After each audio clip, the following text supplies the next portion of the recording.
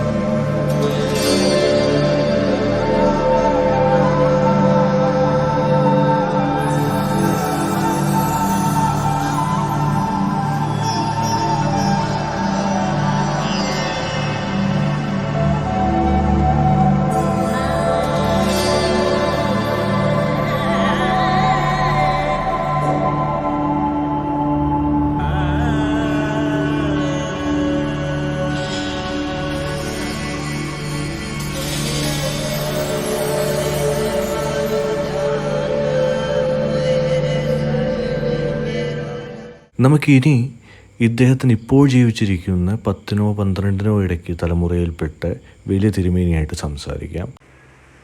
തിരുമേനി പേരൊന്ന് പറയൂ.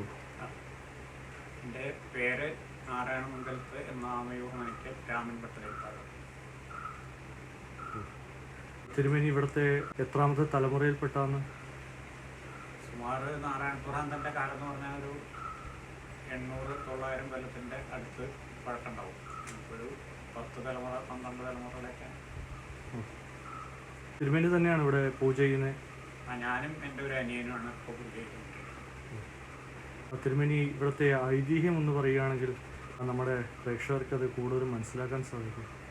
ഈ നാരായണത്ത് ഭ്രാന്തൻ എന്ന് പറഞ്ഞ വ്യക്തിയെ ചെത്തല്ലൂര്, പാലക്കാട് ജില്ലയിൽ തന്നെ മണ്ണാർക്കാട് താലൂക്കിൽ ചെത്തല്ലൂര് എന്ന് പറഞ്ഞ സ്ഥലമുണ്ട്. അവിടെ നാരായണമംഗലത്ത് മന എന്ന് പറഞ്ഞിട്ടൊരു ഇല്ലുണ്ട്. അവിടുത്തെയാണ് ഞങ്ങളൊക്കെ. അപ്പോൾ അത് നാരായണമംഗലത്ത് മനയിൽ ആമയൂർ കൂടിയത്. അവിടെ ഒരു ആമയൂർ എന്ന് പറഞ്ഞിട്ടൊരു ഇല്ലം കൂടി ഉണ്ടായിരുന്നു. അത് നാരായണമംഗലത്തിലേക്ക് ഒതുങ്ങിയതാണ്. അങ്ങനെ ആ നാരായണമംഗലത്താണ് ഈ നാരായണത്ത് ഭ്രാന്തനെ എടുത്തു വളർത്തിയത്. എടുത്തു വളർത്തിയിട്ട് അദ്ദേഹത്തിൻ്റെ ഒരു 6 വയസ്സ് സമയത്ത് അദ്ദേഹത്തിന് പണ്ട് ഗുരുകുല വിദ്യാഭ്യാസമൊക്കെ ആണല്ലോ ഉള്ളത്. ഗുരുകുല വിദ്യാഭ്യാസത്തിന് വേണ്ടിയിട്ട് അദ്ദേഹത്തിനെ ഇവിടെ തിരുവേഗപ്പുറ അഴകപ്പുറ മന എന്ന് പറഞ്ഞൊരു ഇല്ലത്ത് കൊടുന്നാക്കി. അങ്ങനെ അദ്ദേഹത്തിൻ്റെ വിദ്യാഭ്യാസ കാലത്ത് അദ്ദേഹം ഇവിടെ മെയിൻ റോഡിൽ ഇറങ്ങിയ 2 കിലോമീറ്റർ പോയി കഴിഞ്ഞാൽ ഭ്രാന്താചലം എന്ന് പറഞ്ഞൊരു സ്ഥലമുണ്ട്. അവിടെ വന്ന് അദ്ദേഹം തപസ്സിരിക്കലും അദ്ദേഹം വേദപഠനം കൂടി നടക്കുന്നതിൻ്റെ ഇടയ്ക്ക് ഈ മല കാണാനിടവരികയും അങ്ങനെ ഈ മലയിൽ വന്ന് അദ്ദേഹത്തിൻ്റെ ഒരു വിനോദമായിട്ടുള്ള ഒരു പരിപാടിയായിരുന്നു കല്ലുരുട്ടൽ. അങ്ങനെ കല്ലുരുട്ടി കയറ്റണതിൻ്റെ ഇടയ്ക്ക് ഇവിടെ ആലിൻ്റെ മുകളിൽ ഉഴിഞ്ഞാലടി കൊണ്ട് ദേവി പ്രത്യക്ഷമായി. ആ ദേവിക്ക് അപ്പം തന്നെ അദ്ദേഹം അവിടെ വെച്ച് കായ്കനികളും ഇതൊക്കെ പറിച്ച് പൂജ വെച്ചു. അങ്ങനെ അദ്ദേഹത്തിൻ്റെ കാലശേഷം എന്ന് പറയേണ്ട, അല്ലെങ്കിൽ അദ്ദേഹത്തിൻ്റെ ഒരു ഇതിന് വേണ്ടിയിട്ട് അദ്ദേഹത്തിനെ എടുത്തു വളർത്തിയിട്ടുള്ള ഇല്ലക്കാരെ ഇവിടെ കൊടുന്ന് പൂജയ്ക്ക് വേണ്ടി താമസിപ്പിച്ചു. അങ്ങനെയാണ് പൂജ നടക്കുന്നത്. കാലടികളാണ് മുകളിലുള്ള ഈ ദേവിയുടെ കാലടികളാണ്. ഒരു പാറയിൽ മുകളിൽ ഈ വെട്ടുപാറ മാതിരിയുള്ള ഒരു പാറയാണ്. അതിൻ്റെ മുകളിൽ 9 കാലടികളാണുള്ളത്. അതിലത്തെ നടുക്കിലത്തെ കാലടിയിൽ എന്നും വെള്ളം ഉണ്ടാവുകയാണ്. അത് തീർത്ഥമായിട്ടാണ് ഉപയോഗിക്കുക. അവിടെ പൂജ ആവശ്യത്തിനുള്ള വെള്ളമൊക്കെ ഏകദേശം ഒരു 3/4 ഭാഗം കയറി കഴിഞ്ഞാൽ അവിടെ ഒരു ചെറിയൊരു കിണറുണ്ട്. അവിടുന്നാണ് കൊണ്ടുപോവുക. അങ്ങനെയാണ് അവിടുത്തെ സ്ഥിരമായിട്ടുള്ള പൂജാ സംവിധാനങ്ങളൊക്കെ. ഈ തുലാമാസം 1-ാം തീയതിയാണ് ഇവിടുത്തെ പ്രധാന ഈ നാരായണപുരാന്തൻ ദർശനം കിട്ടിയ ദിവസമാണ് ഈ തുലാമാസം 1-ാം തീയതി. അന്നാണ് കൂടുതൽ ആൾക്കാരും ഒക്കെ വരുന്നുണ്ടാവും. ജസ്റ്റ് ഒരു 1 ലക്ഷത്തോളം ആൾ പങ്കെടുക്കുന്ന ഒരു പരിപാടിയാണ്. അതിൻ്റെ മുന്നേ 4 ദിവസമായിട്ട് ലക്ഷാർച്ചന അങ്ങനെയുള്ള കാര്യങ്ങളൊക്കെ നടക്കുന്നുണ്ട്. തിരുമേനി, നാരായണത്ത് ഭ്രാന്തൻ്റെ കാലിലുള്ള മന്തിൻ്റെ ഐതിഹ്യം ഒന്ന് പറയുകയായിരുന്നെങ്കിൽ.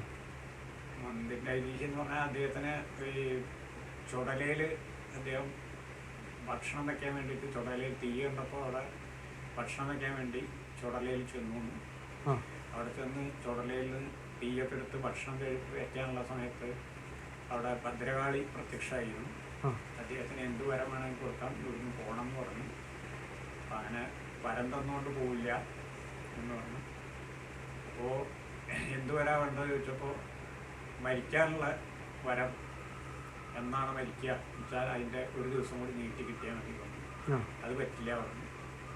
അങ്ങനെ അദ്ദേഹത്തിന് അവസാനം അദ്ദേഹം പറഞ്ഞു, എന്നാൽ ഇടത്തെ കാലത്ത് മന്ത് വലതേ കാലത്തേക്ക് ആക്കി തന്നാൽ മതി എന്ന് പറഞ്ഞു. അങ്ങനെയാണ് ഒരു ഐതിഹ്യമുള്ളത്. തിരുമേനി, നമുക്കിപ്പോൾ പുറത്തുനിന്ന് വന്നവർക്ക് ഇത് എങ്ങനെയാണ് പൂജകൾ കഴിക്കാൻ പറ്റുന്നത്? ഇവിടെ പൂജകൾക്ക് ഒരു നമ്പർ ഉണ്ട്, ഈ ട്രസ്റ്റിൻ്റെ ഒരു നമ്പറുണ്ട്, അതിൻ്റെ പുറമെ എൻ്റെ നമ്പറുണ്ട്. ആ 2 നമ്പറിൽ വിളിച്ചാലും പൂജ കഴിക്കാം. ഈ ഇവിടെ പ്രധാനമായിട്ടുള്ള വഴിപാട് എന്ന് പറഞ്ഞാൽ ഈ സന്താതികളില്ലാത്തവർക്ക് ഹിന്ദി കൗത്ത അങ്ങനെ ഒരു വഴിപാടുണ്ട്. അത് അവനവൻ്റെ യഥാശക്തി മറ്റേ കോട്, വെള്ളി, സ്വർണം ഇത് 3 ഉണ്ട്. പിന്നെ കാര്യസാധ്യത്തിന് മംഗല്യ കാര്യത്തിനൊക്കെ മലർപ്പുറ വഴിപാട്, അങ്ങനെ 2 പ്രധാനമായിട്ടുള്ളത്. പിന്നെ സാധാരണ അമ്പലങ്ങളിലുള്ള എല്ലാ വഴിപാടുകളും ഉണ്ട്. അപ്പോൾ ഇത്രയും സമയം നമുക്ക് തന്നത് വളരെയധികം സന്തോഷം. വളരെ കയറണ്ടെന്ന് പറഞ്ഞത് ഞാൻ എന്താ വെച്ചാൽ 5 മണിക്ക് ശേഷം ആരും കയറണ്ടെന്നുള്ളത് പോലീസിൻ്റെ ഒരു ഓർഡറാണ്. കാരണം ഇവിടെ 1-2 പ്രശ്നങ്ങൾ ഉണ്ടായത് കൊണ്ട് അത് കയറണ്ടെന്ന് നിർബന്ധിച്ചതാണ്. അതെ, നമ്മളിവിടെ വന്നപ്പോഴാണ് 5 മണി വരെ ഉള്ളം എന്നുള്ള കാര്യം അറിഞ്ഞത്. ഇനി ഒരു ദിവസം തീർച്ചയായിട്ടും വരും. തീർച്ചയായിട്ടും.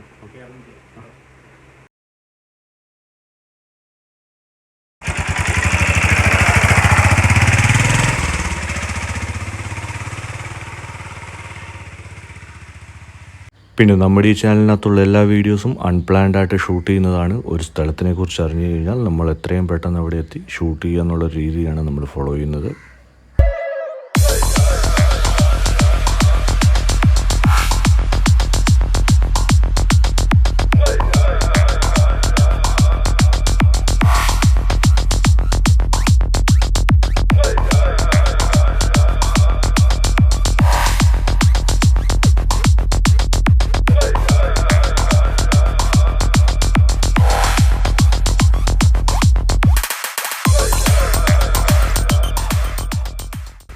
പിന്നെ എപ്പോഴും പറയുന്നത് പോലെ തന്നെ നമ്മുടെ ഈ ചെറിയ ചാനൽ സബ്സ്ക്രൈബ് ചെയ്യുക, എല്ലാ വീഡിയോസും കാണുക, സപ്പോർട്ട് ചെയ്യുക. എന്നിട്ട് നിങ്ങളുടെ വാലിഡ് ആയിട്ടുള്ള കമൻറ്റ് ബോക്സിൽ എഴുതുക.